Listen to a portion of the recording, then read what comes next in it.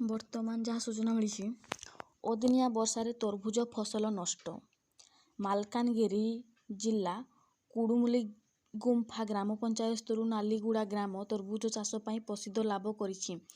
ଚଳିତ ବର୍ଷ ଗ୍ରାମର କିଛି ଚାଷୀ ଲ୍ୟାମ୍ପ ଓ ବ୍ୟାଙ୍କରୁ ଋଣ ଆଣି ଶତାଧିକ ଏକର ଜମିରେ ତରଭୁଜ ଚାଷ କରିଥିଲେ। ଗତକାଲି ପ୍ରବଳ ବର୍ଷା ଓ ପବନରେ ଚାଷୀଙ୍କ ଶହ ଶହ ଏକର ଚାଷ ଜମିରେ ଲାଗିଥିବା ପାଚିଲା ତରଭୁଜ ଫସଲ କ୍ଷତିଗ୍ରସ୍ତ ହୋଇଛି।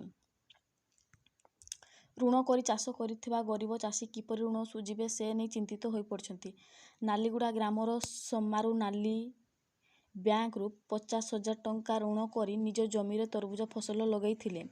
ଏହି ଅଦିନିଆ ବର୍ଷାରେ ତାଙ୍କ ତରଭୁଜ ନଷ୍ଟ ହୋଇଯାଇଛି। ଏହି ବର୍ଷ ତରଭୁଜ ଫସଲ ଭଲ ହୋଇଥିବାରୁ କିଛି ଲାଭ ହେବା ସହିତ ବ୍ୟାଙ୍କ ଋଣ ଶୁଝି ଦେବେ ବୋଲି ଆଶା ରଖିଥିଲେ। ତାଙ୍କର ସବୁକିଛି ଆଶାର ହିଁ ରହିଗଲା। କିପରି ବ୍ୟାଙ୍କର ଋଣ ଶୁଝିବେ ସେ ଏବେ ଚିନ୍ତିତ ହୋଇପଡ଼ିଛନ୍ତି।